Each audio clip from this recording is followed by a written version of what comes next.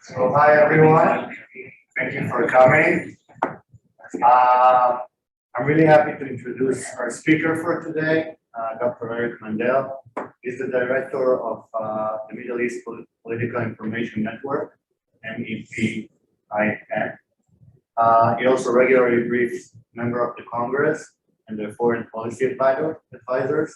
He's a senior security editor for the Jerusalem Report, Jerusalem Post.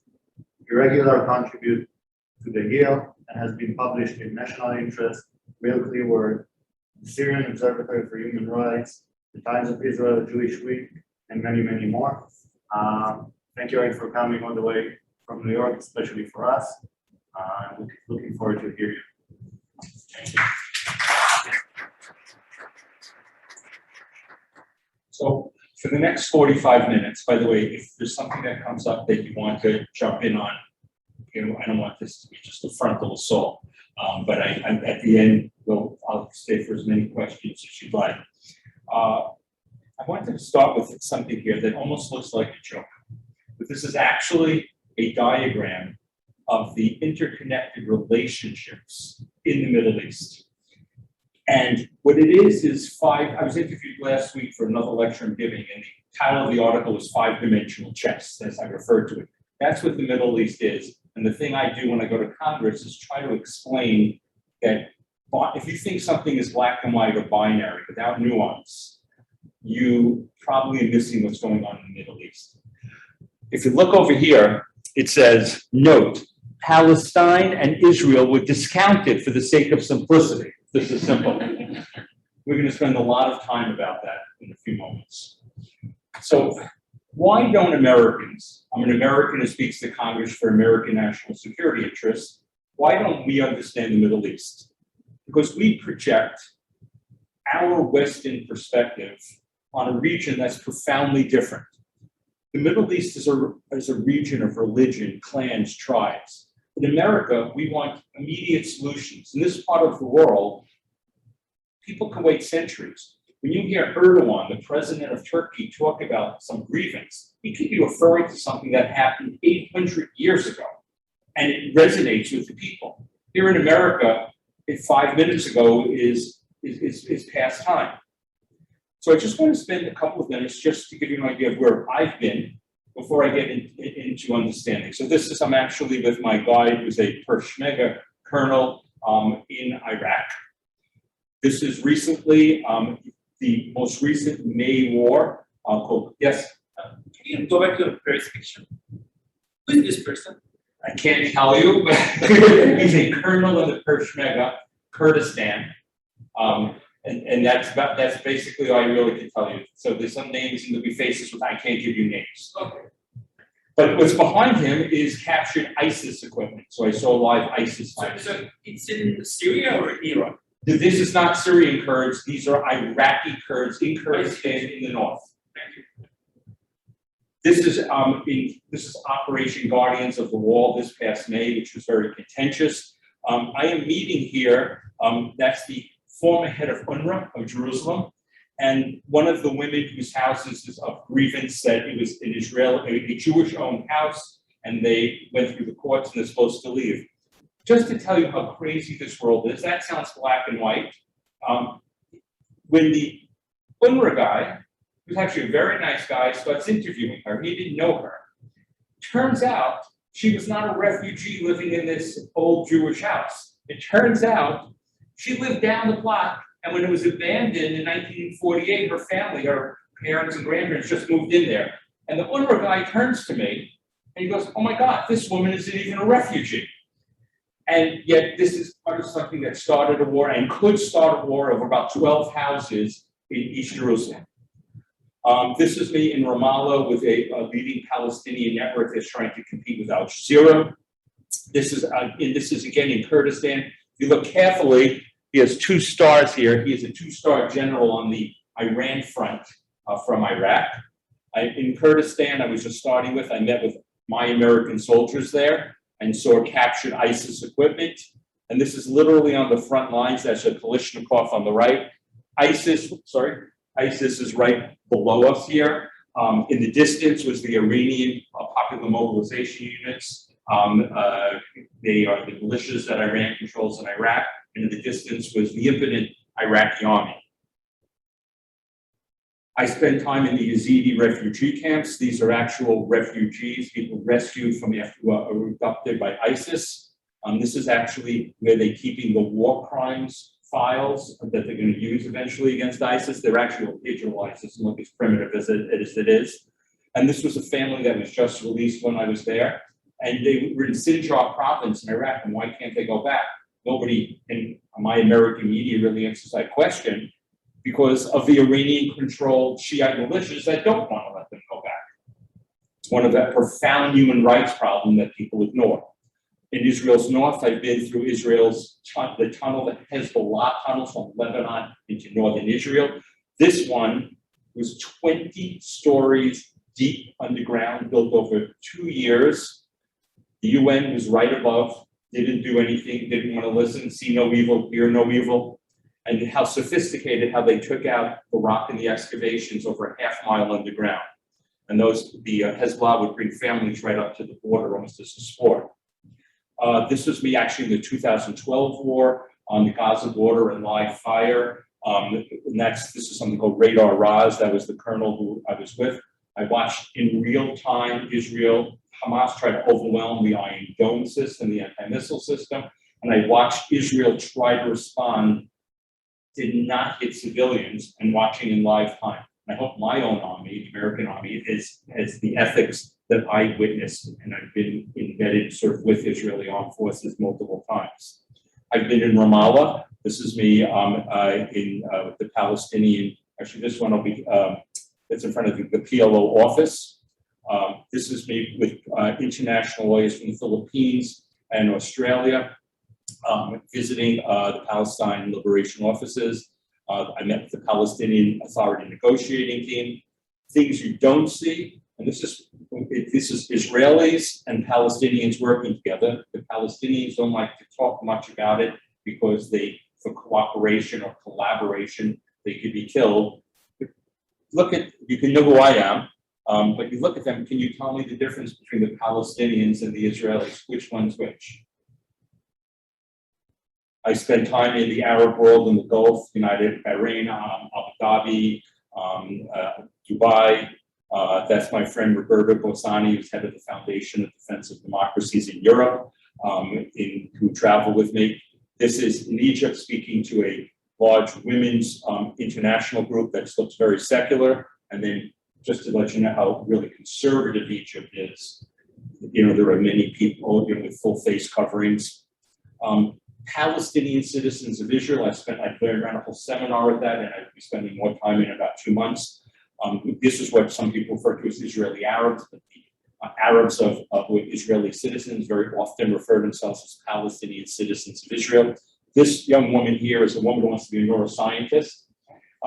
That's her high school teacher. They did not want to give her an education. This is in vogue. And she was trying to be a women's empowerment. That was the house I was at of reconciliation between Israel, just the complexity between Israel and Palestinians. If you look at the map there of the House of Reconciliation, there's no Israel. There's the needle point. Here down at the Bedouins in the Negev, and you learn about saying the darker skinned people who were part of slavery that was through the Bedouins that came from Africa, something that is not talked about. I've spent time with Ethiopians, Jews who were rescued. One of the things about Israelis is, from an American perspective, every Jew looks like me, a white-skinned Jew. But in Israel, the majority of Israelis are people of color by American definition. So these are Ethiopians. But if you look here, she has a cross.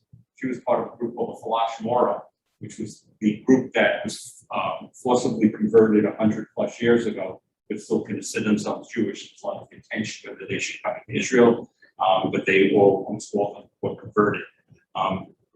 And this is on the Temple Mount, where Turkish monies have purposely inflamed confrontations. I've been up there when they've gone on, and I work on both sides of the aisle. This is my friend Grace Main, who's part of the Progressive Caucus, is a Democrat, and that's Tom Cotton, on the right of a Republican, and that's just me giving a briefing with a friend of mine, Sarit Zahavi, who runs a think tank in Israel. She's a military intelligence person. She's an expert on the Northern Border, where I get lots of my information from her. So I just wanted to give you an idea of just a glimpse into what I do and where I've been. So as an American, I wanted to start off before we get into the Israeli-Palestinian conflict, because we're going to spend a lot of time on. I want to just tell you an American perspective. What's America's role in the Middle East? America, under really the last three presidents, has basically said, we're out of here, war-weary country. So Hal Brands from Hopkins said, it is a fantasy that America can disengage from the Middle East without consequences. And, you know, there's an isolationist instinct of Americans, because after World War I, and we were not prepared for World War II. And there was always it's going on to a certain degree with Ukraine today, which is, I will touch on a couple of things with Ukraine related to the Middle East in a little bit. But America has interests. And I would show this slide, and this was when, America is either going to become green or that we're energy independent. We don't need to worry about this. And I would point out the three famous chokehold points of the Suez Canal, Bab el-Mandeb, and the Straits of Hormuz. Between the Persian Gulf here, the Gulf of Aden, and the Red Sea into the Mediterranean, that these places affect 40% of the transport of fossil fuels. And so even if America didn't need any of it, the world economy needs it. And without that happening, there could be a depression if any of those chokehold points get closed. And the Iranians are the most famous up there, but you have the Houthis down here in Yemen who are under the thumb of Iran that could also close that. So what is American interests? American interests should be to limit Iranian expansionism, to not let Iraq and Syria become Iranian proxies. We want to defeat radical Sunni Islamism, and the most famous would be ISIS or Al-Qaeda. We want to weaken something that's probably maybe the most biggest or nefarious group in many different dimensions, because it's both political and military, which is the Muslim Brotherhood. Best way maybe to think about it, President Erdogan of Turkey is basically a Muslim Brotherhood ideology. When there was a free election in Egypt in 2013, Morsi was a Muslim Brotherhood person. America has to worry about Pakistan and India, close by, two nuclear-armed countries. We need to support our allies there in the Gulf and Israel, Jordan, and Egypt. Americans want to not have boots on the ground. And we would like to have minimal Russian influence, which is something that is a huge problem, and it's why Israel is in such a conundrum right now in Syria, and we'll get back to it.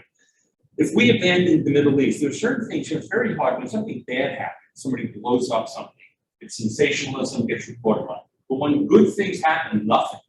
Nobody reports upon it. So a small American presence in this region has lessened the risk for nuclear, biological, and chemical weapons falling into the hands of non-state actors. Just one quick thing, that Assad was building a nuclear reactor in 2007 that Israel knocked out. That could have been taken over by ISIS when they took over that area. Here it was Dar al-Zor. So it is very important, and we get disproportionate leverage when we stay engaged. So my feeling is isolationism and abandoning your allies, which is what I believe my country has done in this region, is not a good American strategy. I think the best way to stay out of wars is to stay engaged, stay strong. You have to be happy, strong, and people have to believe you're willing to use that force under the right circumstances, which have to be a pretty high threshold. And you need smartly targeted foreign aid and a small footprint for stability. By the way, most Americans, when you ask them about foreign aid, you'll say, what percent of our spending is for foreign aid? I'll say 25%. It's terrible, decreasing. It's under 1%. And we get a lot of bang for our buck with our foreign aid. Why is Israel a strong American ally?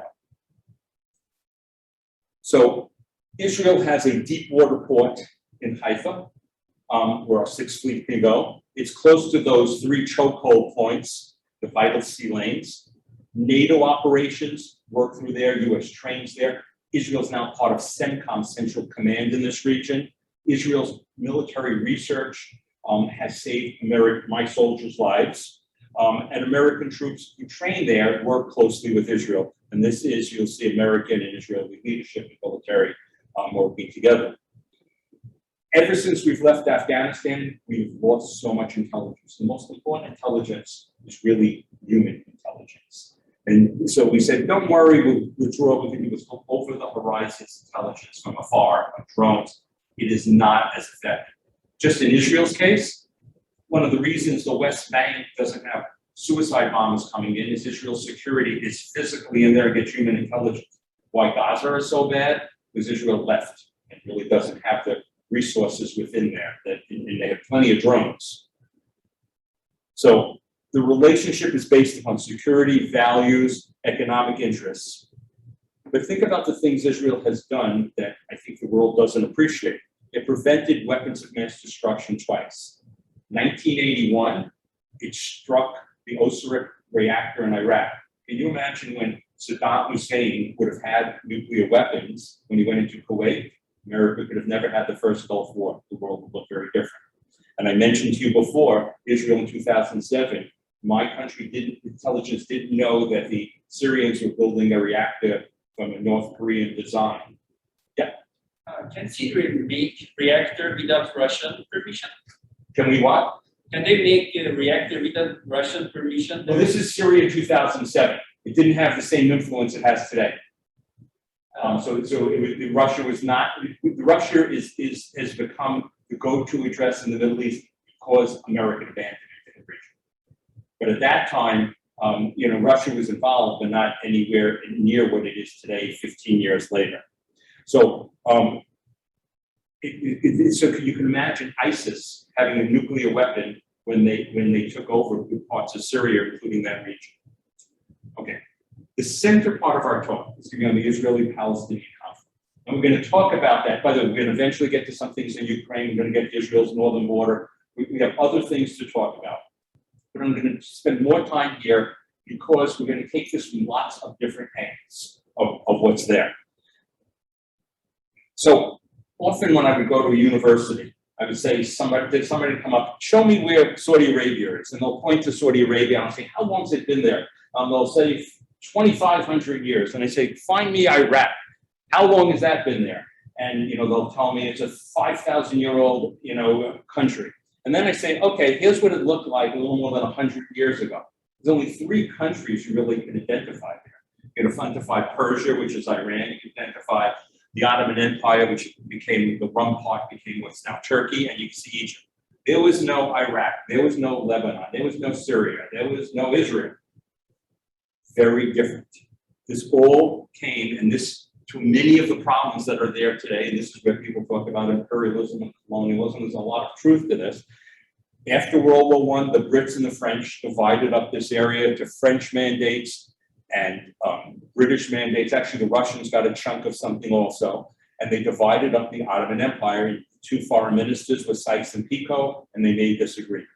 And there's a book that's worthwhile, The War to End All Wars, which talks a lot about this, because obviously it wasn't the war to end all wars, and the Middle East became worse after. So what happened? Let's give you the history. This is what the Balfour Declaration, 1917-ish, was, that this was going to be a British mandate of Palestine, Israel, Jews, I should say, could move any place in there. Within 5 years, it went down to this. There was going to be a Jewish Palestine, and there was going to be Transjordan no Jews that lived in that place. What this was, which was the last picture, from 1922-ish to 1947, you can see this part of what was Israel.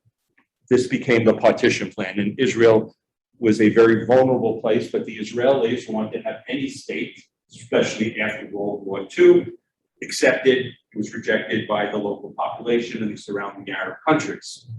So what happened was, when Israel declared itself, within hours, 6 Arab armies came in from all directions, from Lebanon, from Syria, from Jordan, from Egypt, and Israel fought back, and Israel ended up with a bigger state. This is what they were promised. This area is here, and they ended up with more. And these areas We're not, so from 1947 to 1967, 48, I should say, to 67, the West Bank was in the hands of Arabs. Gaza Strip was in the hand of Arabs. But the Egyptians in Gaza, the Jordanians in the West Bank, did not create a Palestinian state for the Palestinians. It's one of the little things that makes no sense. If it's all about a Palestinian state, and it's all about Palestinian state on what was referred to as the 1967 lines, there's no borders here, nobody's acknowledged any borders, then they could have had a state at that point of time. But then, and this is one of the defining things about the regions, 1967. So you had an Arab nationalist named Nasser from Egypt, who actually joined with Syria in a partnership, and then had Jordanians subordinate to them. He said, our basic objective, and this is 20 years after Israel was born, is quote, the destruction of Israel. Assad, the father, said, the time has come to begin a battle of annihilation. Very reminiscent of what the Iranians say today, by the way. The Iraqi prime minister, I think this is Asaf, who I don't think anybody would know, says our goal is to wipe Israel off the map. So, just to give you an idea of what was going on at that time, after, when there was an armistice or a ceasefire in 48, Jews were supposed to be able to go to the Western Wall. The Jordanians didn't keep that up. They destroyed all the synagogues that were in the Jewish quarter of the old city. And it was not a good situation for Jews to their holiest site. Richard Haas, the president of the Council of Foreign Relations, says, and this summarizes what I'm trying to say, 6-day war lasted less than a week, but its power we're feeling more than half a century later. So, pre-67, this was what people call the 67 lines. That's the West Bank, that's Gaza. Israel, in a defensive war, conquered the Sinai, took over the West Bank, took over the Golan Heights and Gaza. Israel offered it all back except for Jerusalem in 67, in famous Khartoum Arab League. None of this stuff is like, I said things aren't binary, but this is fairly binary. The response was no peace with Israel, no recognition of Israel, no negotiation with Israel. And so that was where it stood.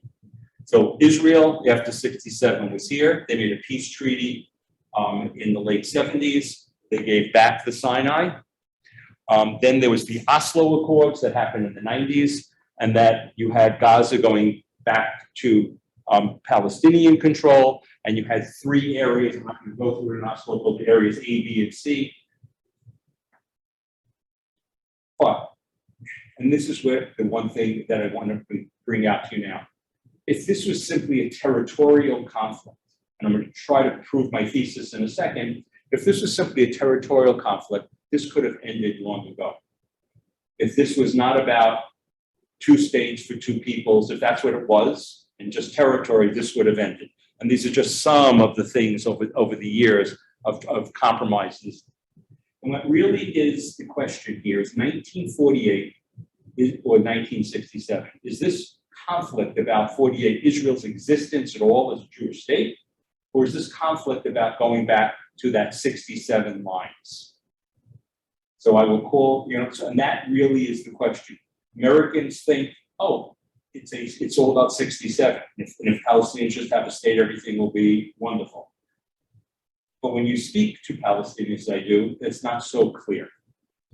This is literally, I know the cartographer in the room who was there, this is literally the handwritten piece of paper from Ehud Omer, who was the prime minister of Israel in the 2007-ish.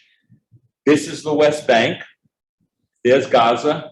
And these were the carve-outs that Israel wanted to keep in the West Bank. And these were parts of Israel within the 67 line that it was going to give to make the Palestinians whole. So the Palestinians could have had 100% of the land and East Jerusalem as their capital and control of the Temple Mount. And the answer from Mahmoud Abbas, who's still the president today, was never responded. So how do Israelis and Palestinians begin to see things differently? To Israelis, this was always kind of that, certainly to American Jews, this is not what pro-Israel people. You got this little country, there were 22 Arab countries around it, little tiny Israel threat. Palestinians see themselves, this place was all of ours. And Israel's been taking chunks of it with the help of the West. Two stories, two narratives. And then there's the refugees.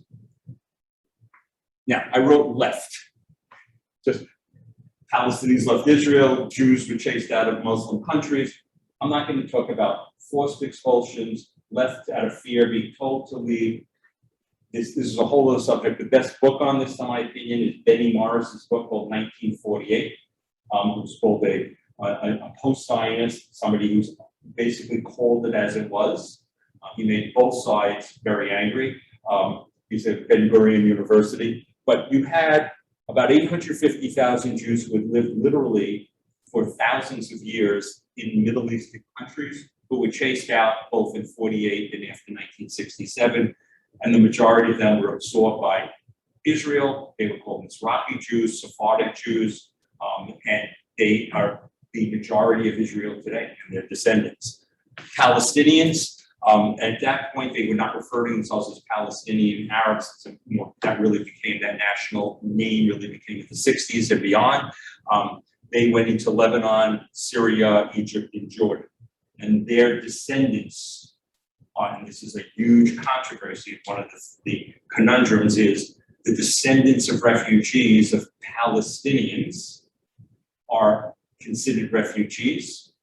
Other refugees in the world are not, the descendants are not supposed to be relocated. This is one of the big problems. So there's an agency that spends more money, called UNRWA, United Nations Relief and Works Agency, that has, that basically perpetuates the conflict because there's no resettlement of Palestinian refugees. Now, it's an interesting thing here. In Jordan, which is majority Palestinian Arab, who have citizenship, they're still considered refugees. And if they're supposed to be, if this is 1948 and 1967, the refugees of Palestinian Arabs who lived in Israel pre-48, who are in the West Bank, if that's supposed to be a Palestinian country, eventually, a state, they were in a Palestinian state. So why are they considered refugees? Not so straight, these are multi-dimensional answers, but it's not black and white. But one of the things we could look about how the world looked at this world, contemporaneous to this in 48, the Pakistanis and the Indians were going at it really bad, and tenfold amount of human problems.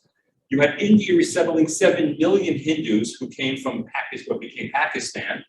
At that time, it was West Pakistan, and Pakistan resettled 6 million Muslims chased out of India. And you see those problems still going on to this day. So let's, with that as a background that hopefully confused you a little bit, maybe introduce some new facts. Let's look at the facts and context about this situation. A lot of this started again when the last Secretary of State Pompeo said that Israeli settlements in the West Bank are not illegal per se. And that touched off a firestorm. So what does international law say about this? So does Israel have any legal rights over 1967 line?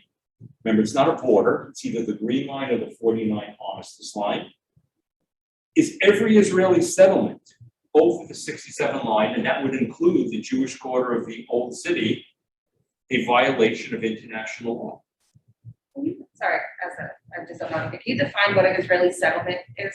Sure. So, it's very funny. Settlement has a very incendiary connotation, but Israel uses the term even within Israel within 67 lines.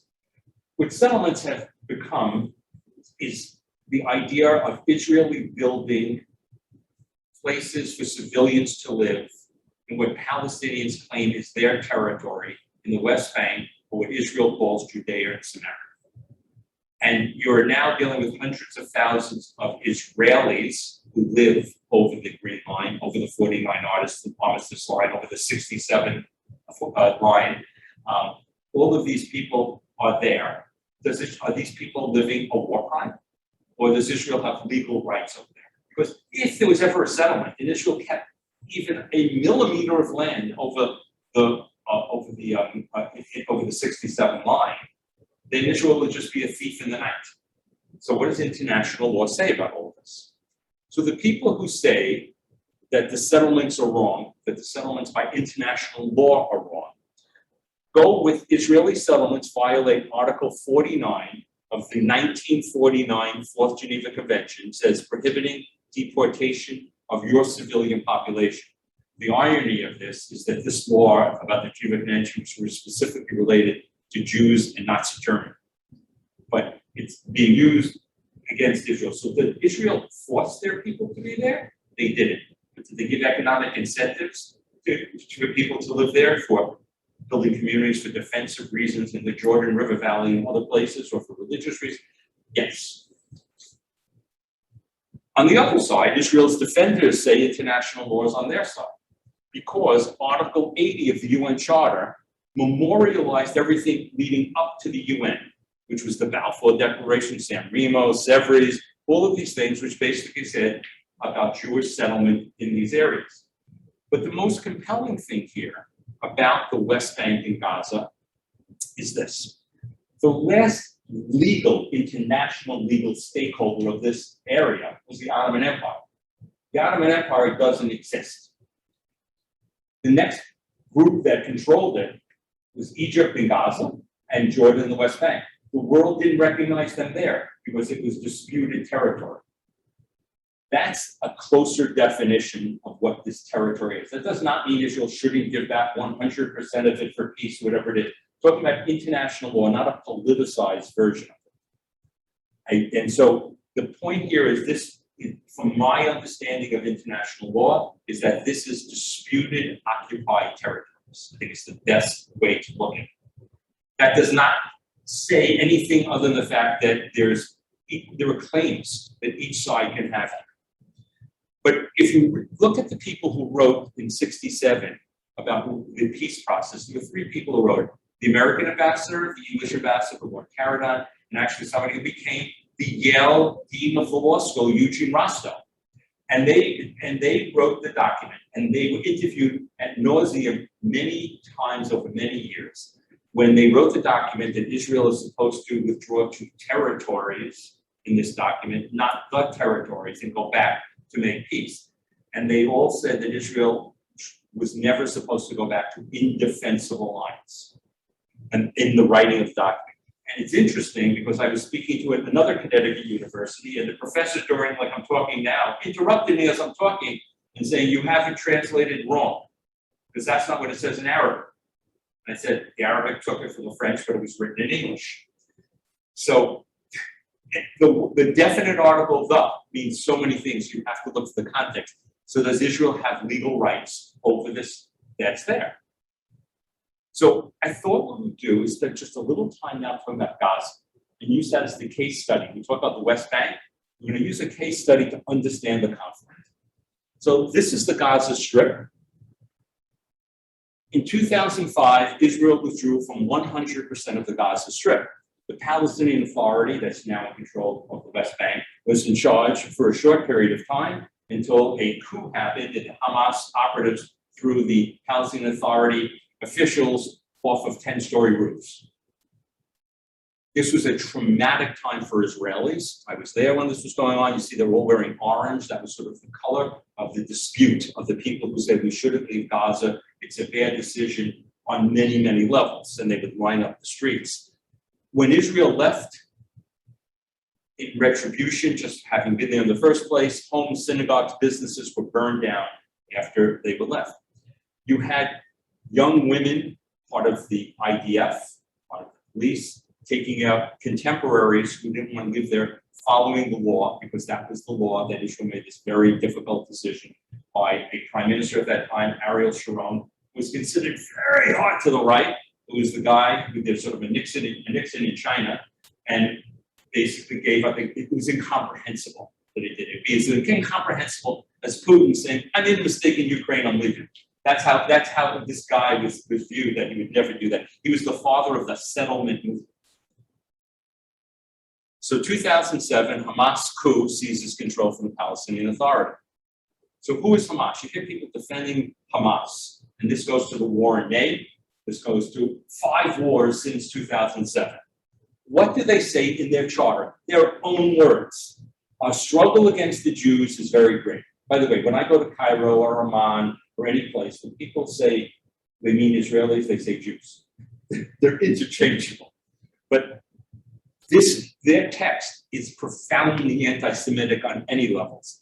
Israel will exist and continue to exist until Islam will obliterate it. The land of Palestine is to be Islamic. There is only one solution to resolve the conflict, and that is jihad. They're talking about, if you know Islam, they're talking about what should be the lesser jihad, the military jihad, as opposed to the greater jihad, the jihad within yourself, that you're supposed to become a better person. And that's it. People play around with the semantics of that. This is what it says in the document. Jews rule the world. No war going on anywhere in the world without the Jews having their finger in it. The Jews were behind World War I.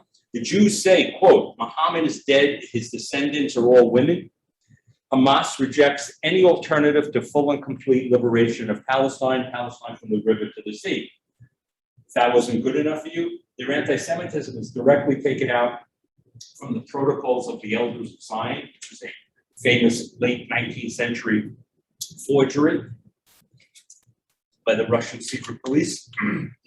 With their money, they, the Jews, control the world media, the press, broadcasting. With their money, they stirred revolutions.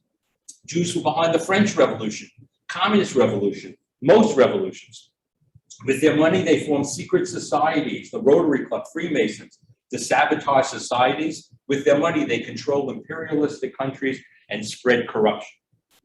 And if anybody feels that this is not beyond classic anti-Semitism, I can't, this is about as bad as it gets.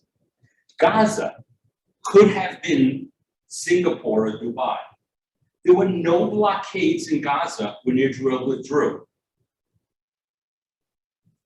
These are greenhouses worth tens upon tens of millions of dollars for American philanthropists, they the Israelis who were in the Gaza Strip in their settlements, for it to give it to the Palestinian Gazans so they would have livelihoods, like hundreds, if not thousands of people. This is what they did to it, and they stripped out a lot of the tubing underneath that turned into the first primitive Katyusha rockets. But even people say, well, that was just Hamas. If you look here, going back when the Palestinian Authority was in Gaza, people forget this, they were sending rockets in. So there's been 5 major wars in Gaza. Sorry about that. There are 5 major wars in Gaza, and I've covered 4 of them, I think. I didn't cover the last one. But in every war, Hamas commits 2 war crimes. It uses its people, it shoots from civilian areas, and it shoots at Israeli civilians and uses its own civilians as human shields that get political propaganda points. And an inconvenient fact that you wouldn't have known if you followed the May War. 300 miles of underground bunkers and tunnels, and I'll tell you my personal experience with one of them. And under their main hospital in Gaza is the main Hamas command center. So if Israel wanted to destroy the main command center, they would have to destroy a hospital with, I think, a 600-bed hospital. So one of the wars I covered was 2014 with a group called the Mandel Unit. And I'll tell you the story of being there. What happened was, from one of those UNRWA hospitals, the Israeli armed forces were being fired upon. Israel could not shoot back because it would be a war crime, because there's a big H on the map. Israel got a lawyer on the phone and then had to get the defense minister on the phone because they knew this would be taken to the International Criminal Court. They told them they have to not only film everything, they have to risk soldiers to get them in to get a live audio feed. 3 Maglan soldiers were killed. One of them who was injured a little early in the war was a friend of mine named Yiva Vran, who started an amazing organization called Restart to help injured soldiers.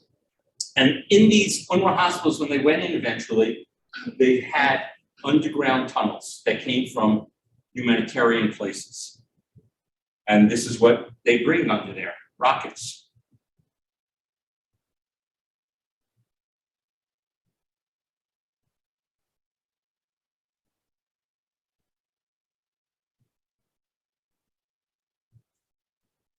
Another thing that didn't happen in the May War that wasn't reported was that 600 Gazans were killed by Hamas fire.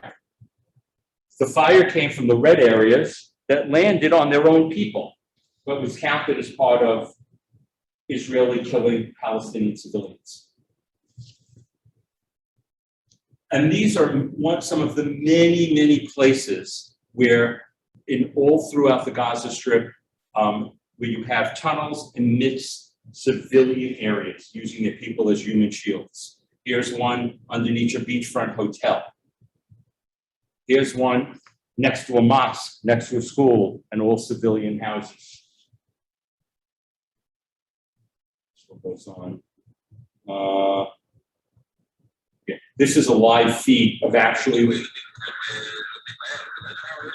Okay. Basically, they're always looking to see if there are children they can visibly see, and will call off operations. Just the sound is here. I'm going to move on. So, a couple of months ago, I spent time with the Palestinian leadership in the West Bank.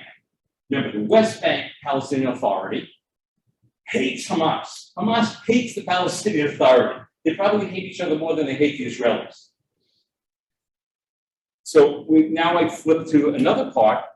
What's the difference? You hear these names: Fatah, PLO, and Palestinian Authority. Palestinian Authority is the government, if you will, of the Palestinian people in the West Bank. They are mainly made up of people from the PLO, which is a group of lots of political parties, the largest of which is Fatah. Here's the easy thing. The president of the Palestinian Authority, Abbas, is head of the PLO, who's head of Fatah. All the same guy. So when I spoke to them and I asked them some of the hard questions, and these are just some pictures, that's actually a city called Awabi, which is a fascinating place to have a discussion about. They said they're willing to wait Israel out. Again, we in the West want immediate decisions there. They said we have plenty of time. So we don't care if you have 2 states, 1 state, but we must have the absolute right of return. This is, if you ask me, maybe the most important issue for the Palestinians that they are not really compromising on, including the moderates, is that they believe that every descendant of a Palestinian refugee has a right to go back to their ancestral home within Israel, which would be, now there's 6 million descendants of refugees, the demographic destruction of Israel. So think about this. I said you have Jordanians who have citizenship who are Palestinians, 2 million. They could go back if they wanted. They have an absolute right of return. You have Palestinians from 48 and 67 living in Gaza and the West Bank, which should be a Palestinian state, in theory, if you're making 2 states for 2 peoples. They have a right to go back. Let's imagine you were a Palestinian, and I'm getting out of this place in 1948. I moved to California. I raised kids. They're totally secular. They're marrying Hindus and Jews and Christians. They are still counted as Palestinian refugees by the UNRWA rules. It perpetuates, the UNRWA perpetuates the non-resolution of this conflict. How many of them would be likely to actually move back? Could you just, How many of them would be likely to actually move back? Is it a real problem? it's a real problem, and I don't know. I honestly, in this part of the world, ideology sometimes trumps economic decisions. What was offered in Taba or Camp David, President Clinton's peace deals, we were talking in those dollars of $20 billion going to help people to resettle, within the West Bank and Gaza, and it wasn't about economics. There's something, a bigger issue that, we Americans are a bunch of capitalists. Think we can pay off everybody. This is a different part of the world. It's not being condescending. They think of things different. That's there. So when Joe Biden says, I believe in the 2-state solution, when I say I believe in the 2-state solution, you say 2 states for 2 peoples, a Jewish state and a Palestinian Arab state, as written by the UN General Assembly in Resolution 181 in 1947, a Jewish state and an Arab state. It was a Palestinian national narrative referring to themselves to Palestinians hadn't occurred. But to Palestinians, what they think about is this. They deserve all of this. Why Israel fear a Palestinian state? This is taken actually from an area that would be part, if we went back to the 67 lines, how close it is in Tel Aviv, where 80% of Jews live in Israel. So what do Palestinians want? Palestinians believe, and this gets to your question, in the justice of their courts, the right to all of the land from the river to the sea. It's not just an expression. That's zealous about the right of return of descendants of refugees. And when we minimize, we say that Hamas is religious, but the Palestinian Authority and PLO are not. It doesn't understand the religious dimension as well. When you listen to President Abbas speak, it's in religious Islamic tones about the nature of this conflict. What do the Palestinians say to Palestinian pollsters? 67%, 2 out of 3 want to annul the Oslo Accords. 60% oppose 2 states or 2 peoples. 60% support a Palestinian state on Israel within the 1949 armistice lines. This is another poll of November. More than half believe in violent resistance now, and only 3 out of 10 believe in 2 states and 2 peoples. Are the Palestinians preparing their people? Now we're talking not about Hamas, we're talking about the Palestinian Authority. So this is from last week, March 2022, the European Union, which is usually very sympathetic to the Palestinian cause, is now considering reducing their funding to the Palestinian Authority because of the UNRWA textbooks, and this is one of them, which show no Israel. There's no lines here. This is all Palestine. And what they say is they are inciting their school children to hate Jews and emulate terrorists. And if you don't believe me, so here's a map at a education fair this November. And these is pictures from January. And this is the Palestinian Authority in a parade with people with missiles and children. What are they teaching their kids? I'm not going to show this one. This is just a video. And which gets to the most latest thing, Amnesty International's claim that Israel's an apartheid state. So it's intersectionality. It is about Palestinian lives matter. But what is apartheid? Prohibition of marriage between the races, prohibition of sex between the races, prohibition of a black from skilled work, prohibiting blacks from voting, prohibiting blacks from striking. What the heck does any of that have to do with some real grievances about Israel and the Palestinian Arabs? The head of the Red Cross said, there is no apartheid here in Israel. This isn't a regime here that is based on superiority of one race over another. The former head of Human Rights Watch, writing an editorial in the New York Times, because Human Rights Watch says Israel's an apartheid state, he said, I must join the critics. The original mission here was basic freedoms, but Human Rights Watch has just become a full-time organization of trying to turn Israel into a pariah state. It has far more condemnations than it has anything else for any other country. Can you elaborate on that? So that's a little bit. So this guy's name is Robert Bernstein. And Robert Bernstein, because Human Rights Watch that he founded, he ran for 20 years, the organization had a change 180 degrees that became a full-time, as did Amnesty International, similar to Jewish Voice for Peace, that does not believe Israel basically has a right to exist. They basically are anti-Zionism. Zionism is racism, something that was withdrawn from the UN many years ago in the 1990s under the first George Bush administration.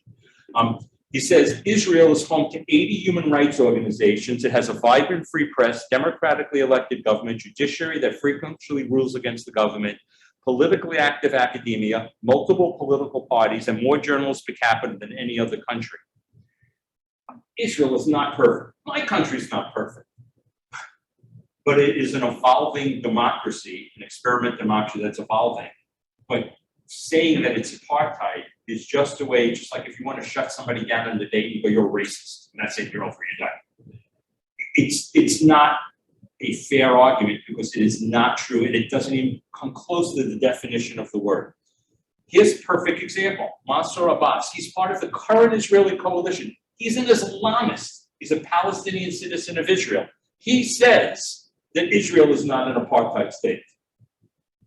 From Harvard, Michael, I never know how to pronounce his name, Ignatieff, basically said labeling Israel as an apartheid state is a deliberate attempt to undermine the legitimacy of a Jewish state. Palestinians vote who are citizens of Israel, not in the West Bank or Gaza, and East Jerusalem is a whole other thing we can have a discussion about. But Palestinian citizens of Israel, which represent about 20% of the population, have free elections. They're in the Supreme Court. If you go to a hospital in Israel, it's more likely you're going to find a Palestinian doctor than you may find an Israeli Jewish doctor. There's an independent judiciary that they can go to, just like any other Israeli. And this is, as of a week ago, Israel appointed a new Supreme Court justice who happens to be Muslim. So is this apartheid? But if you really want to know who's apartheid, this is Mahmoud Abbas, the president of the Palestinian Authority, who said that no Jew could live in a future Palestinian state. The fundamental reason this conflict has not been resolved is because most Israelis view this conflict as two national movements, legitimate or not, but as two national movements, which leads to two states, two peoples. The Palestinians, by and large, don't think that the Jewish movement of Zionism is legitimate. They think it's imperialistic. They think it's colonistic. They think that Jews have been put here as compensation for what the Europeans did to Jews during World War II. And they think of Judaism as a religion, which it is in part, but they don't see a national movement of Zionism being legitimate. Now, you could be an atheist and a Jew and a Zionist. Most of religions, that wouldn't work, being an atheist, because there are multiple dimensions to being a Jew. One is religion, one is national and Zionism, there's tradition, there's many different things that put together of what a Jew is. Religion is one thing. In fact, most American Jews, religion is a low, is not a low as importance. So I want to transition into anti-Semitism because that is a huge thing from the right, from the left, and from Islam. New surveys from many organizations show 50% of Jewish students on campus hide their identity because of either intimidation or being mocked by their fellow students. 90% of all Jews in America say anti-Semitism is a problem. And 80% of all Americans, not just Jewish, think that anti-Zionism is equivalent to anti-Semitism. Because many people make that distinction. I'm going to help you understand when it's legitimate and when it's not. So I'm going to quickly go here. So under the last administration, to protect Jews, the White House had an executive order that protected Jews under the Civil Rights Act. And they included something called the IHRA definitions. You know what's legitimate criticism of Israel and what is illegitimate and what is anti-Semitism.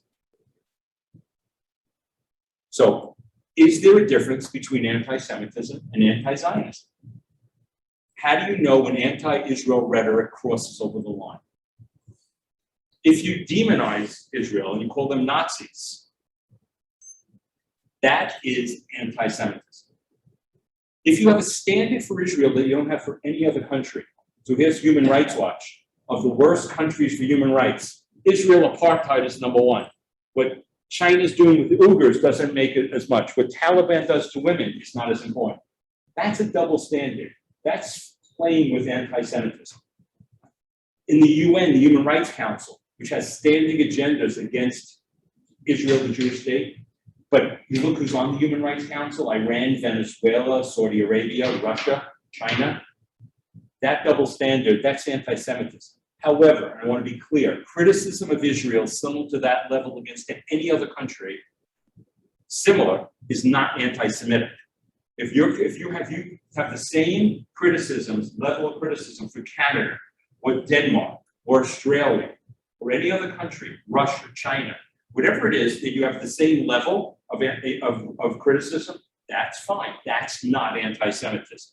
But if you delegitimize Israel's right to exist as a nation, that's it.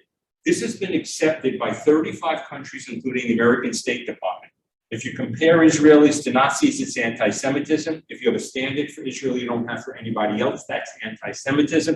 And if you delegitimize Israel by denying the Jewish people the right to self-determination that every other people in the world has, it's not always fulfilled.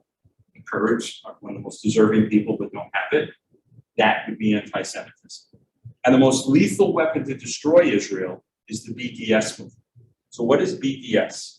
It's the 21st century's anti-Semitism against the collective Jew Israel, as opposed to what went on previously in the 20th and 19th century against the individual Jew. They project themselves as a peaceful movement, but this is the co-founder. Definitely, most definitely, Omar Barghouti says, we oppose a Jewish state in any part of Palestine. Zionism is criminally built on Palestinian society. He's for boycotting not just Israel in the West Bank or Gaza, all of Israel. And it turns Zionism into racism, into criminality. That you're libeling Israel with Nazism, or you're libeling Israel as illegitimate, colonistic, and an ethnic cleanser. Who supports BDS? Qatar is one of the biggest supporters of BDS. Let's get a little bit deeper. So this is one of the people I've worked with named Jonathan Shanzer, former American Treasury official.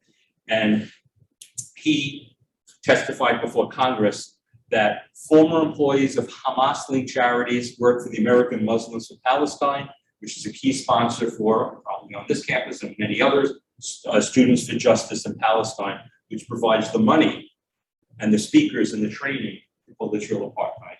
Yale and Harvard and Brandeis and Berkeley and Ohio State. And why does this resonate with college kids? It's cool to be anti-Israel. We live in a world where facts are not, it doesn't matter. If you don't have the facts that fit into the politically correct narrative, you're immoral.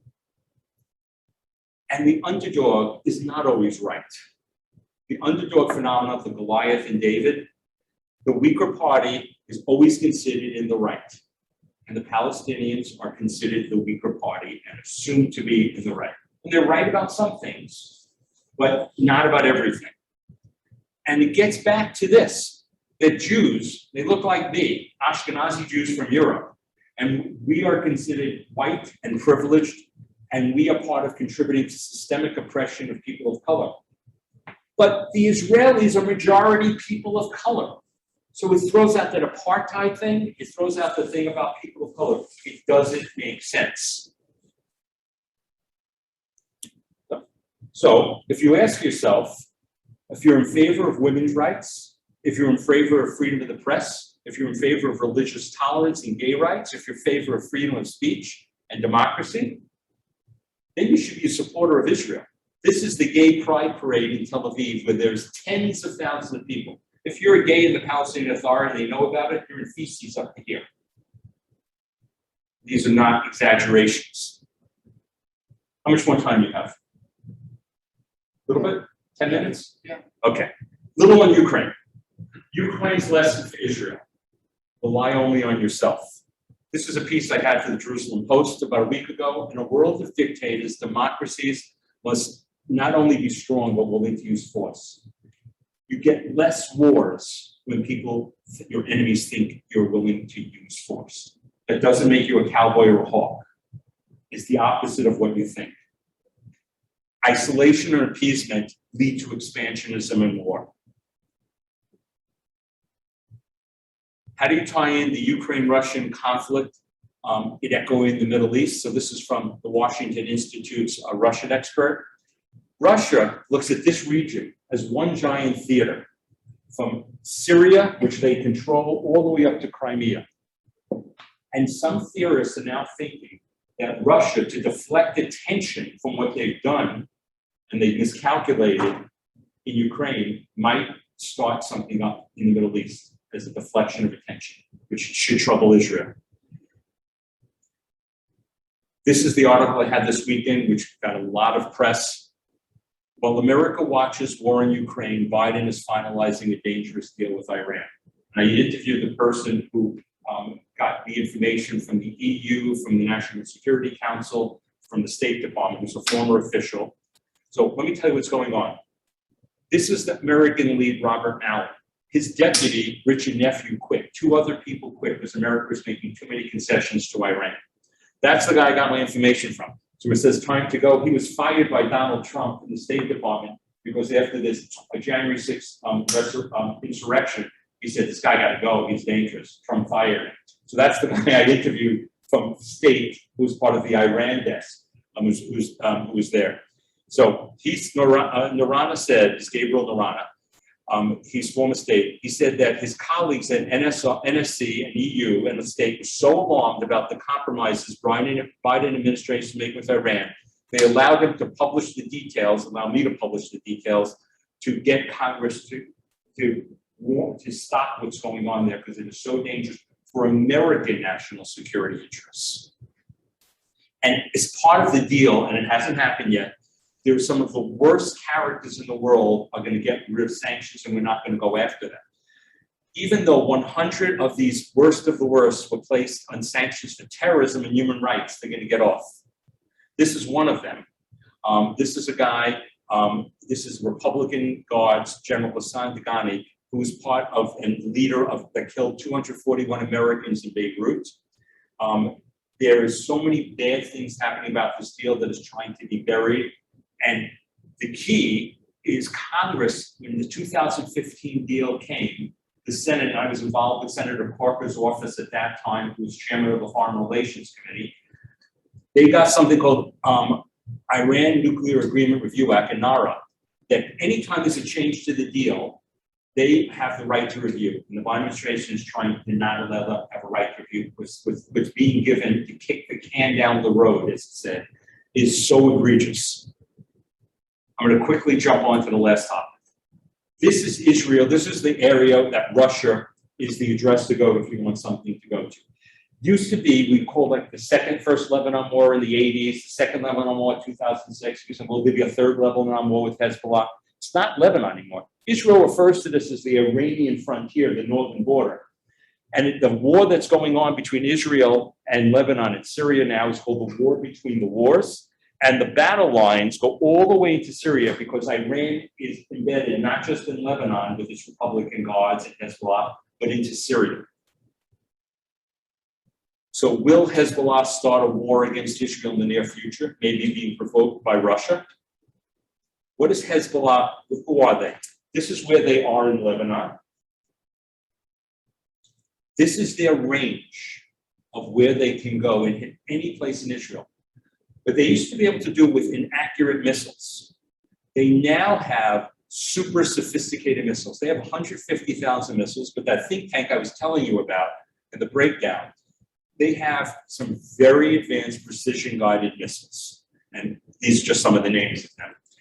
And amazing advanced conventional weapons. So what could start a war in the north that could turn into a regional war that could draw in Russia, America, Iran?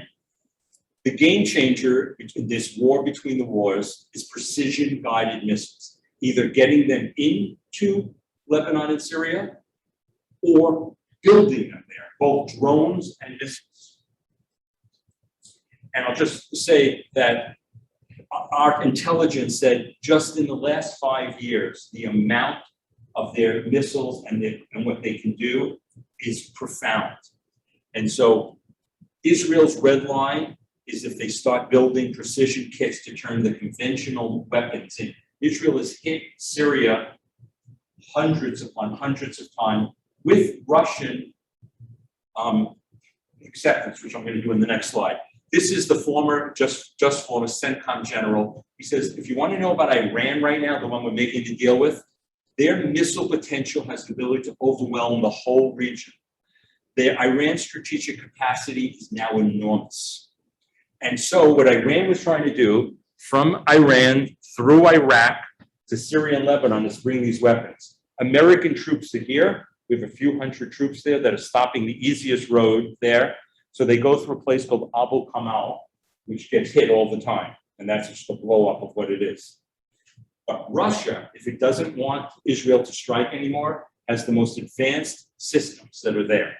Now look at these two names, Tartus, Kanimin, air base, water base there. That's why Russia, those two places, wants there to be quiet in Syria, because Russia allows Israel to strike to keep Iran damped down, because they don't want to lose their gains of these two vital bases, because they can strike from there into Crimea and Ukraine. They can now affect the natural gas that is going to Cyprus or Turkey from Israel. They are in control. They are the address in control because of American abandonment. This is a drone base called T4. If you ever read it, you'll know where it is. This is a before and after picture of Israel getting rid of Iranian drones. It's playing whack-a-mole all the time. This is Israel hitting the Beirut port, bringing in weapons. So the next war could be over what I just said, natural gas. There's a big fight between Hezbollah and Israel in this area. And Israel is sending gas to either Cyprus or Greece and Italy, and that has made Israel sort of energy independent, but the Turks aren't happy about it. That's for another lecture you can invite me back on. And last, we're going to just do Hezbollah's human shields. So if we talk about Hamas's human shields, Hezbollah's are worse. Hezbollah's, look at this. This is Hezbollah's weapon warehouse next to a school. These are all places, and I have as many more than this, that are known launch sites next to what's called the WAF educational compounds. So you have right next to your schools that if Israel has to get into a northern war, you know what the world's going to say, Israel's striking civilians. We even know the guy in charge who's there. That name I'll give you. And you can see here, here's a gas company, here's a missile storage. So they're trying to provoke that if Israel hits that, what it's doing to civilian infrastructure. I gave you guys a lot. There's so much more. This is only what I'm trying to do for you is open your eyes to not read the New York Times and take it as verbatim, NPR verbatim. I don't know if you watch Fox News, certainly don't take that verbatim. Or CNN. Everybody editorializes the news. And it's your job to try to find the perspective that's out there. If you're involved in any of this stuff, some of these things probably were new or different of what's there.